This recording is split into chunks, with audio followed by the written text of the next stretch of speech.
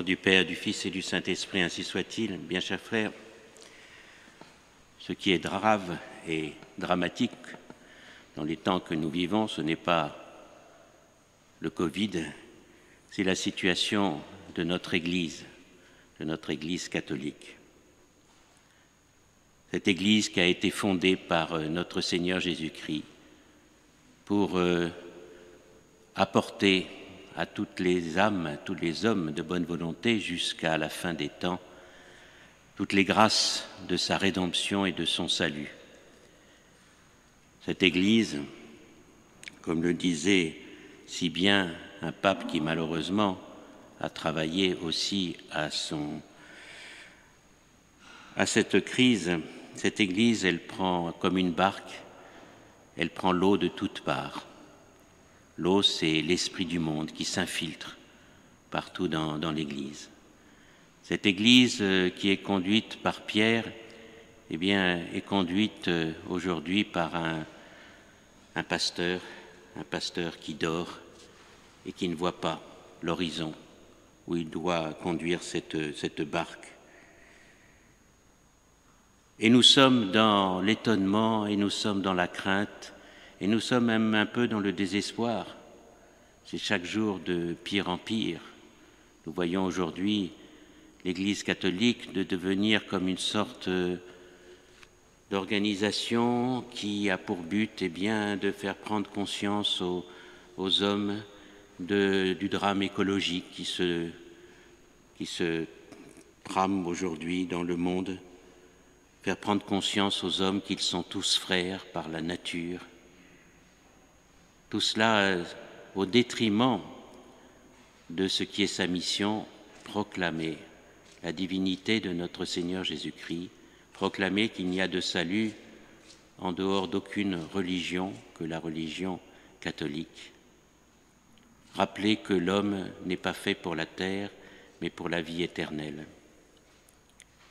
L'Église est une, sainte, catholique, apostolique, et aujourd'hui on la voit désunie, plus personne n'obéit à personne.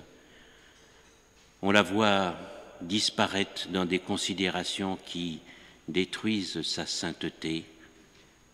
On ne sait plus ce que c'est que la sainteté du mariage, il n'y a plus de vocation.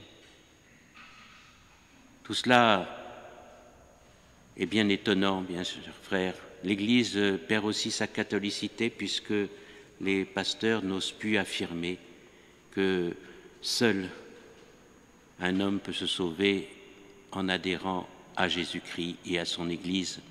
Et on laisse entendre bien que tout homme est sauvé du moment qu'il vit la religion dans laquelle il est né. Oui, cette unité, cette sainteté, cette catholicité sont atteintes. Et que dire de l'apostolicité maintenant? Oui, cette apostolicité qui brille normalement par le rôle éminent qu'a Pierre de confirmer ses frères dans la foi.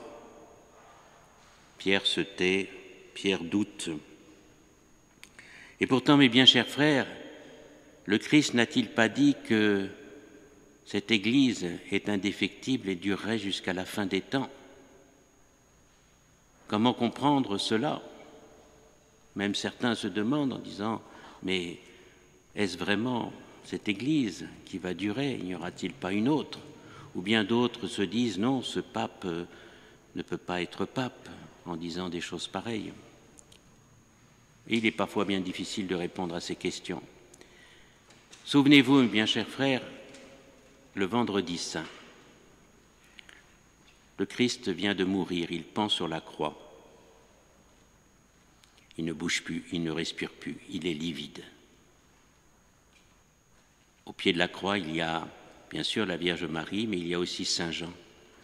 Saint Jean qui a accompagné Jésus pendant ces 3 années de prédication, de mission à travers toute la Palestine, la Terre Sainte.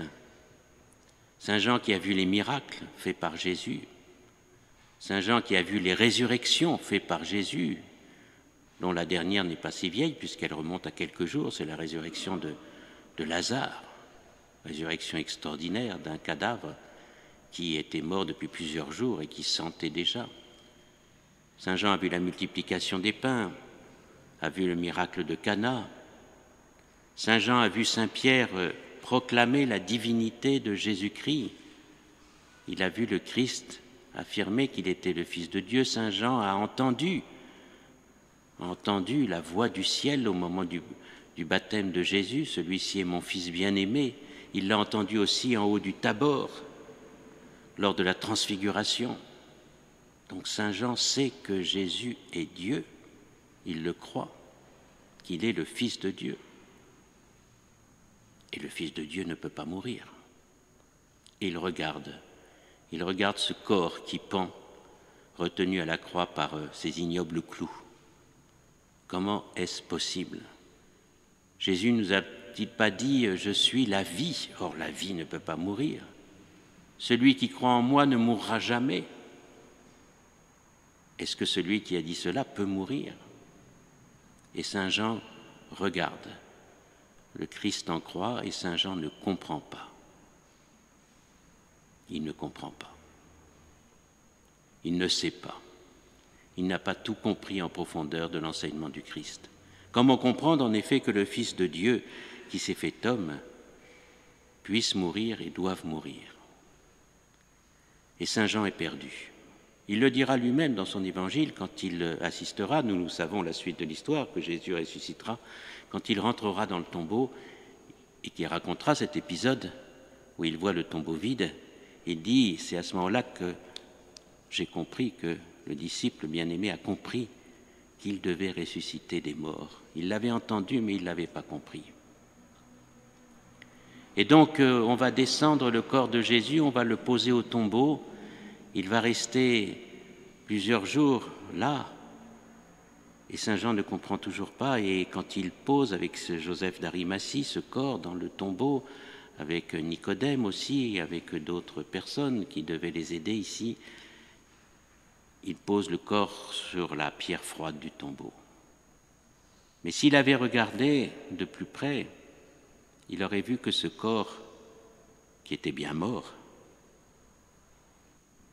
avait cependant quelque chose de particulier, c'est que ce corps ne commençait pas à se décomposer. Pourquoi? Parce que c'est le corps de Dieu, c'est le corps du Fils de Dieu. Et Dieu, eh bien, ne connaît pas la corruption. Le mystère de l'incarnation est tel que la divinité est unie à l'âme et au corps de notre Seigneur Jésus-Christ. Et donc dans le corps, ce n'est pas un cadavre qui est posé sur la pierre, c'est véritablement le Dieu de la vie, le Dieu qui vit pour l'éternité. Et Saint Jean va rouler la pierre avec les autres personnages qui sont là, il va vite rentrer à Jérusalem parce que le sabbat va sonner, sans doute dans l'incertitude, sans doute dans le désespoir, sans doute dans le découragement. Est-ce que nous n'avions pas mis toute notre espérance dans ce Christ-là? Est-il vraiment Dieu? Et pourtant, nous le savons, en un instant, Jésus va ressusciter par sa propre puissance. En un instant, il va détruire les portes de la mort. Même bien, chers frères, notre Église aujourd'hui semble morte, ou au moins semble à l'agonie. Et peut-être que plus tard, elle nous semblera même réellement morte. Mais si nous regardons de près, comme aurait dû faire Saint Jean peut-être dans le tombeau, si nous regardons de près, et nous voyons que malgré la destruction apparente, malgré l'état abominable de cette barque, malgré le sommeil de Pierre, il y a des signes qui montrent que cette Église est vivante. Ces chrétiens qui luttent pour garder la foi, ces familles qui font des efforts pour donner une bonne éducation chrétienne selon la loi naturelle et la loi divine à leurs enfants, ces messes que l'on rétablit partout, quelquefois dans les catacombes, dans des granges, dans des garages, mais qui est la vraie messe où on renouvelle véritablement le sacrifice de l'Église. On nous dit, est-ce vrai, le bruit court à Rome, que le pontife actuel voudrait supprimer le décret qui a été pris il y a une quinzaine d'années par le pape Benoît XVI, autorisant largement l'usage de la messe traditionnelle. Peut-être nous verrons cela, mais la messe continuera. Nous voyons ces conversions, et dans cette église Saint-Nicolas, mes bien chers frères, nous en voyons beaucoup de conversions, des conversions extraordinaires. On se demande vraiment comment cela peut arriver. Des gens, tout simplement, qui, pendant ce terrible confinement qui a cassé, on pourrait dire, le ressort de notre société, un peu perdus, ont allumé leur ordinateur et un jour sont tombés sur la messe traditionnelle. C'est un cas concret, des cas concrets, mais un cas concret que j'ai en tête tout de suite. Et écoutant la prédication, écoutant la messe traditionnelle, eh bien, ont leur foi qui a été secouée. De voir tout d'un coup ces églises où ils ne mettaient pas les pieds, mais qui leur étaient fermées, se sont dit non, on n'a pas le droit de me fermer mon église. Et ils reviennent, et ils se confessent, et ils communient. Et il y a de très belles confessions. Le démon n'est pas plus fort que le Christ. Le démon n'est qu'un grain de sable devant la puissance de Dieu. L'histoire de l'Église, c'est l'histoire de David contre Goliath. Goliath aura beau prendre toutes les armes humaines, il aura beau être un colosse, il ne peut rien contre la sainteté du petit David. Oui, bien chers frères, nous voyons tout cela, mais simplement il faut regarder de près. Alors, nous avons la foi, nous savons que l'Église durera jusqu'à la fin des temps, que le bon Dieu nous assurera toujours les moyens de salut dont nous avons besoin. Alors gardons cette confiance, gardons cette espérance. Le Christ ne nous abandonne pas, depuis son ascension il est au ciel et il gouverne son Église, même au milieu de la persécution, même au milieu des difficultés. C'est tout l'enseignement que la Vierge Marie a dit dans une des très rares paroles que nous avons d'elle dans l'Évangile. C'est la parole qu'elle a dit aux serviteurs lors des noces de Cana. Elle a dit simplement « Faites tout ce qu'il vous dira. Faites tout ce qu'il vous dira. Faisons ce que le Christ nous demande et gardons confiance. Le Christ a vaincu le monde. » Au nom du Père, du Fils et du Saint-Esprit, ainsi soit-il.